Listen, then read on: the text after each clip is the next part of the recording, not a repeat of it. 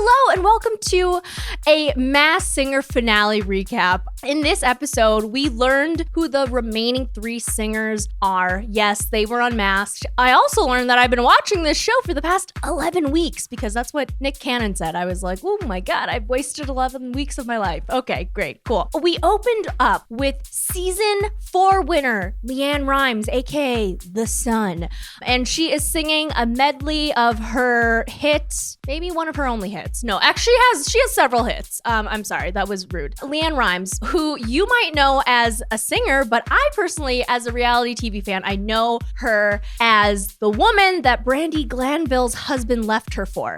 Real Housewives fan? Anyone? Okay, anyway, so let's just talk about the unmaskings and the winner of the Masked Singer. First, Chameleon, he gets unmasked. And what did I tell you? I told you that Chameleon is going to be Wiz Khalifa. And guess what? It was Wiz Khalifa. And prior to the reveal, when they're talking about, okay, this was your first impression guess, we are reminded of the iconic guesses from both Nicole Scherzinger and Jenny McCarthy. Nicole guessed the host himself, Nick Cannon, so it wasn't Nick Cannon. Remember, he was the bulldog. And then Jenny went on a whim and she guessed Denzel Washington, and it wasn't him, to no one's surprise.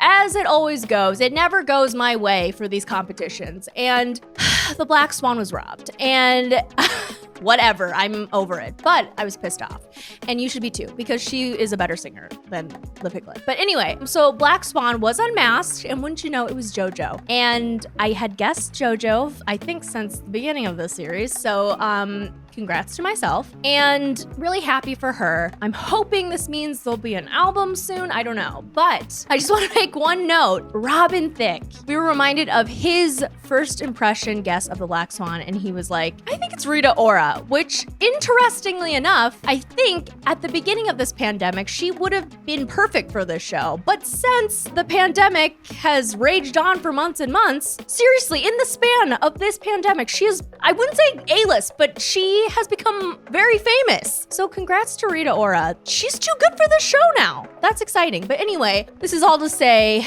the Black Swan was JoJo, and once again, she was robbed.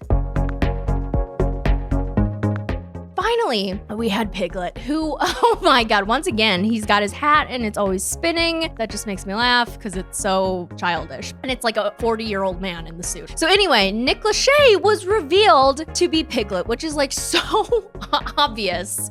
It's so obvious because it sounds exactly like him. All the clues line up to Nick Lachey. He's got the time on his hands to be on this show. During the Piglet's last performance, which honestly sounded like every other performance he has done on this show.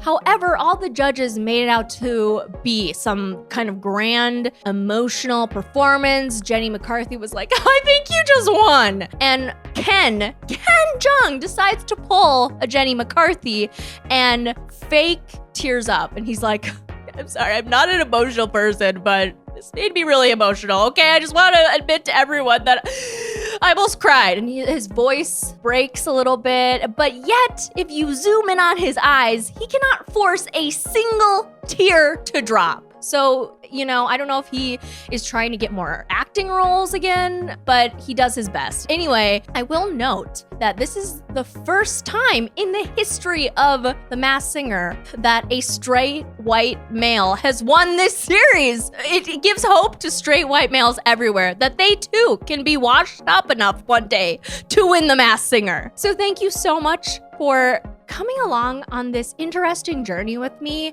And if you are not subscribed to The Ringer on YouTube, go and subscribe right now, and we will see you back here to recap other reality shows like The Bachelorette.